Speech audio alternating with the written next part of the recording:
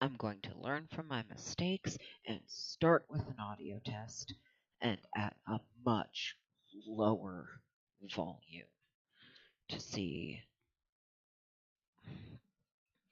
just how low it needs to be to actually hear me over it, because the game audio is ridiculously loud, and turning it down 15 decibels wasn't enough. So this is the test at minus 25.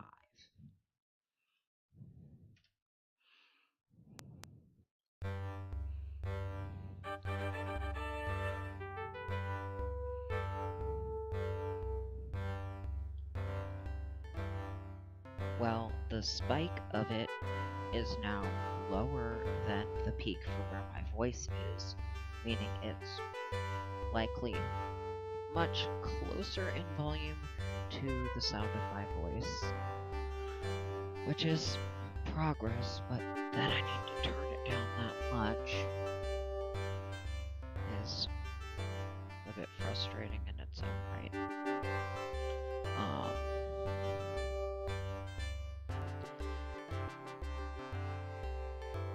I'm just gonna let this intro sequence run. I guess it's meant to be representative of how things go through the course of gameplay. Except it's assuming you get sieged, which doesn't happen for me.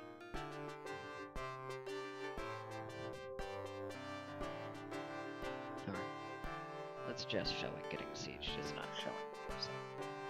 But this game is, as you will see, Lords of the Realm.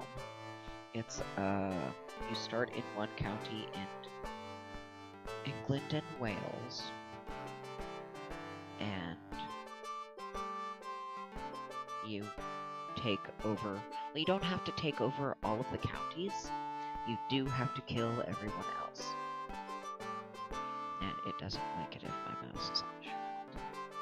So I'm going to just give a very basic view of these are everybody you're up against, and the different colors do represent their different shields. And the order, I like going first. It's not as important as placement to me, and my preferred placement is in Cornwall, which I am not in. So this is the map that we start on. Who owns what? Where armies are, where combat has been, castles, merchants. I tend to keep these off, and let's go here.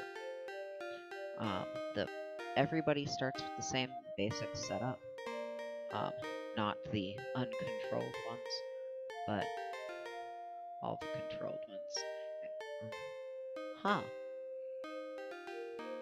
When you start there, they all have the same basic setup, but they're getting different setups that you can tell from the exterior. They're starting with more burnt out.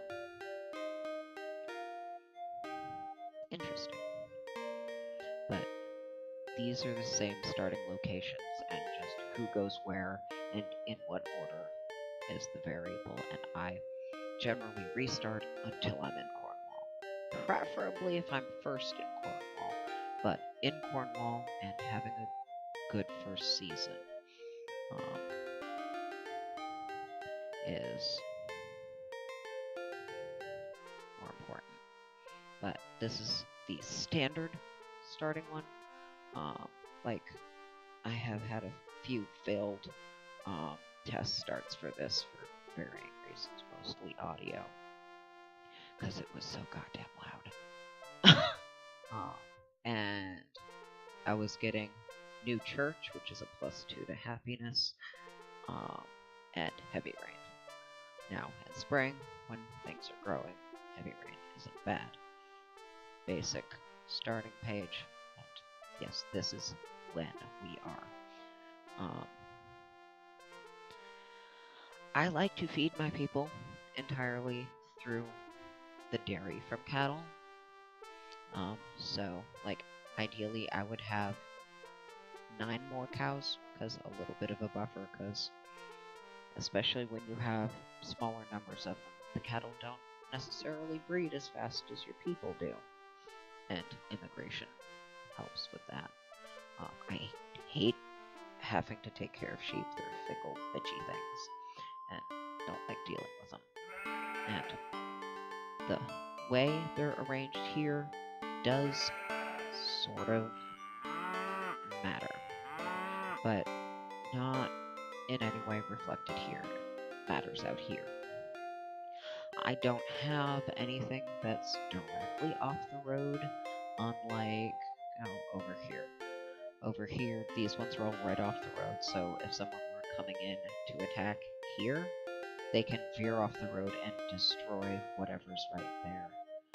So, especially when I'm in places where there's stuff right by the road, I will prioritize placement of things away from it, so that, you know, if somebody does decide to come in and screw up my land, there isn't anything directly accessible for them to do so.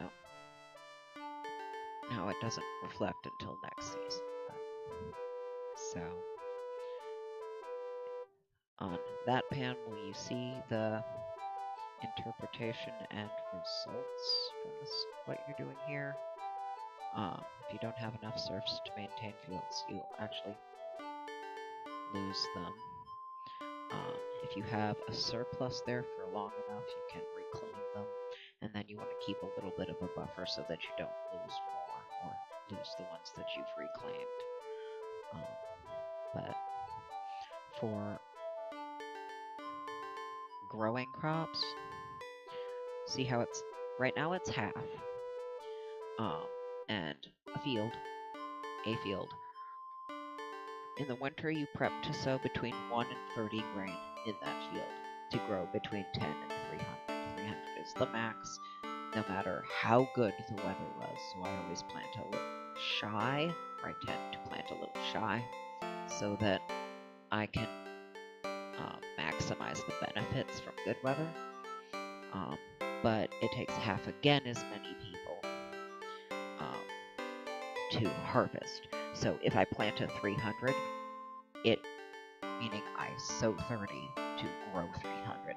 It takes 300 people to sow it, 150 to maintain it, and then 450 to harvest it. So whenever you're sowing, you gotta keep in mind how many people you're going to have available to harvest whatever that's going to be. As soon as a merchant shows up that is able to buy those, because who will buy and sell what and at what prices vary.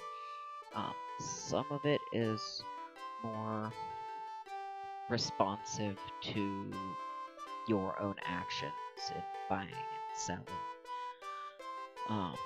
But they tend to range within pretty stable margins. There's a kind of obvious, okay, this is an actual good price. It's not likely to get lower than that. And that's too high, I'll just wait, I'll do it myself. Speaking of things where the prices get too high and you can just do it yourself, you can harvest, for lack of a better word, the resources to build castles and make weapons and armor.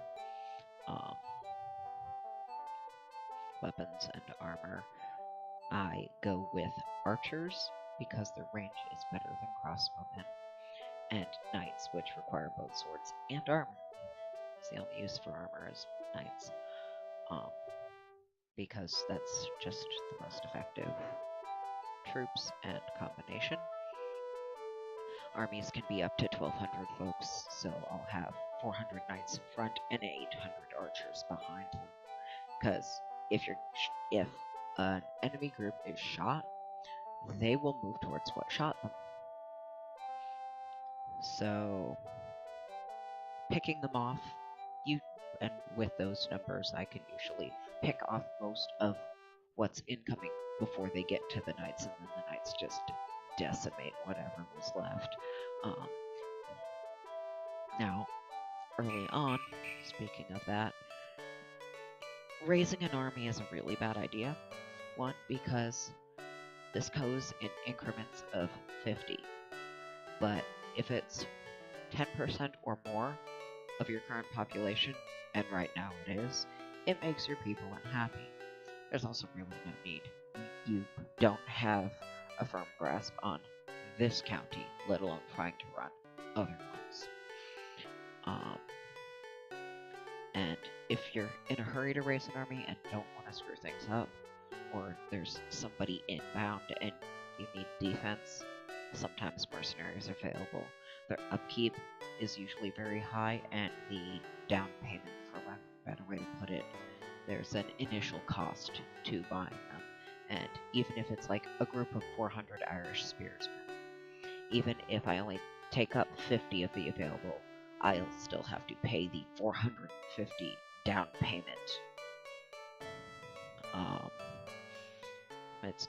It's not refundable, it's not a down payment, but you get the idea. I think, I'm not going to show you now because it takes a while to get to warfare.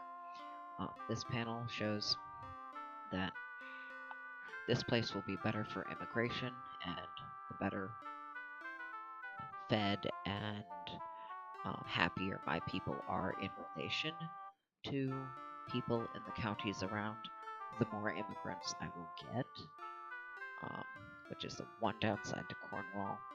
It's great for defense because you start off with only one border to defend, but that also means only one border to get immigrants from. So slower growth, but safer. Development time. That kind of positioning is also what I go for in like Nobunaga's Ambition too. But this is it's pretty straightforward. It can get and it is let me show you what this looks like at least. I can show you the designs of castles. There are different heights of walls. I could build large and small towers and shacks and buildings, but the cost in stone, the cost in wood, the cost in time, man hours really, and then the wooden troops they will hold. Now, since armies can only be up to 1,200, building a castle that holds more than 1,200 is pointless. But you can see the variety of designs that the game will use. I hate them all for various reasons. But they're also ineffective because what I will do is I will build what I need in the middle and have a giant moat, which one doesn't take resources to build. It just takes time.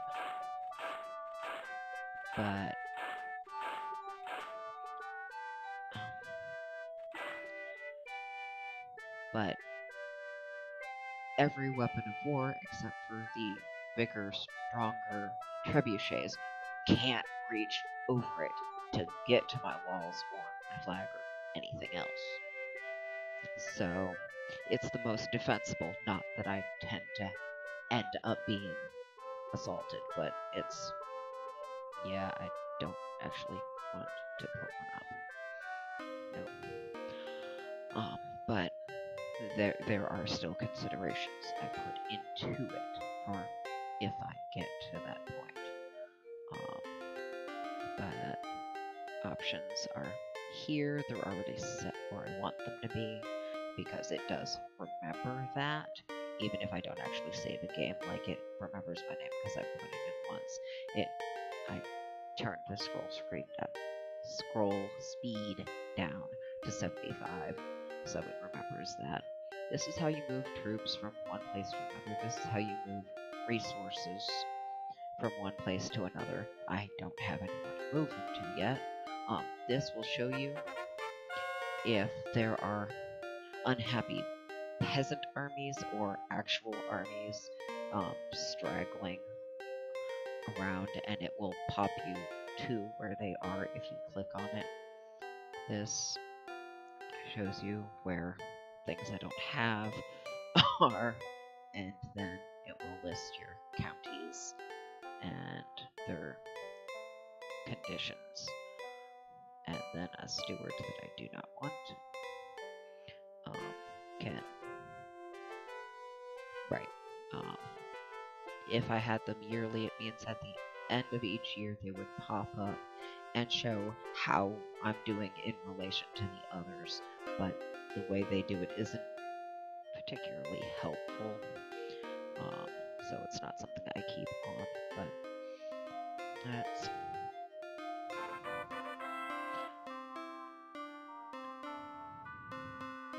And they will send sometimes just random smack talk, sometimes hey, let's work together even though I'll stab you in the back as soon as an opportunity presents itself.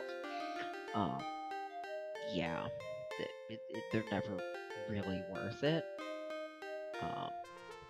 But see, this is one of the bad things, actually, so is this, because summer and ripening. So this is going to have a negative impact on that field of grain, and then this will have both a negative impact on happiness and sheep.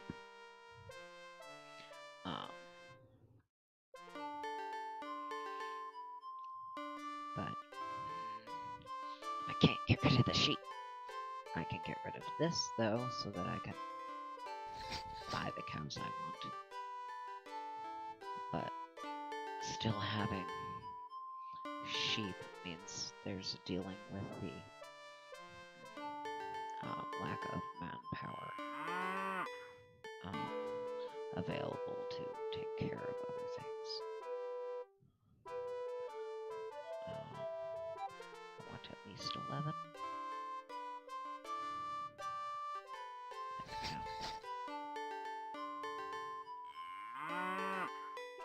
And that was actually pretty close.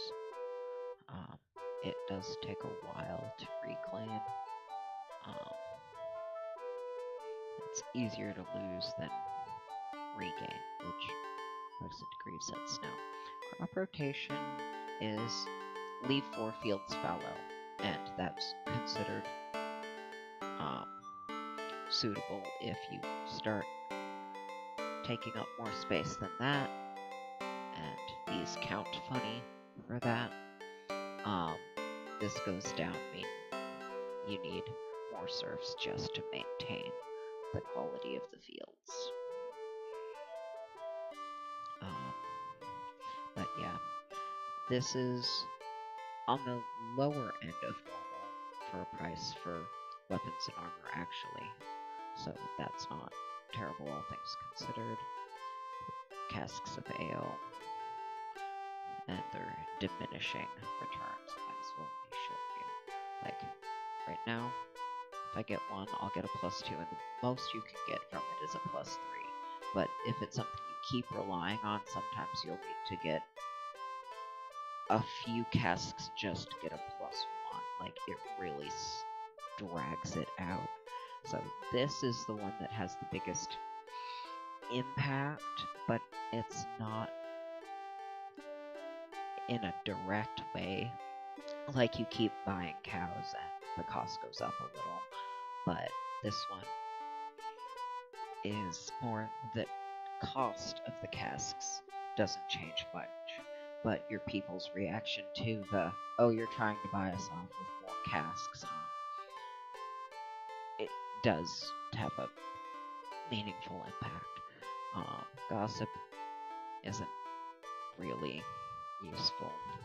Like, I don't waste my time with it at all. but I suppose you might be able to get something interesting from it at some point. Oh.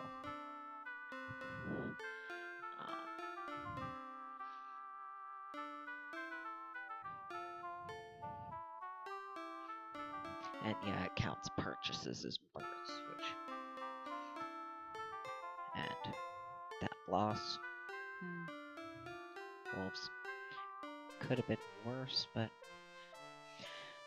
I just don't like sheep. They're fickle. Sometimes they can be unhappy just sitting there, no matter how well maintained they are or how much space they have. And they give you wool, which you can sell, but the price on that tanks very quickly. So it's not worth it. And they're not a good food source because they're fickle. And they don't provide indirect food like cattle do. So I just don't waste my time and space with them. But this has dragged on longer than I'd like a basic intro to already. Hopefully the sound isn't fucked like the last one, because I don't want to have to record an intro again, especially when I'm not even going to be keeping this, because this isn't where I want to start. If I do end up doing this, I will go through and get a start where I want to be, and then go from there. But I will hopefully have in this a basic intro to this is an option, and then be able to put it up and maybe test another DOS game tomorrow and go from there. We'll find out.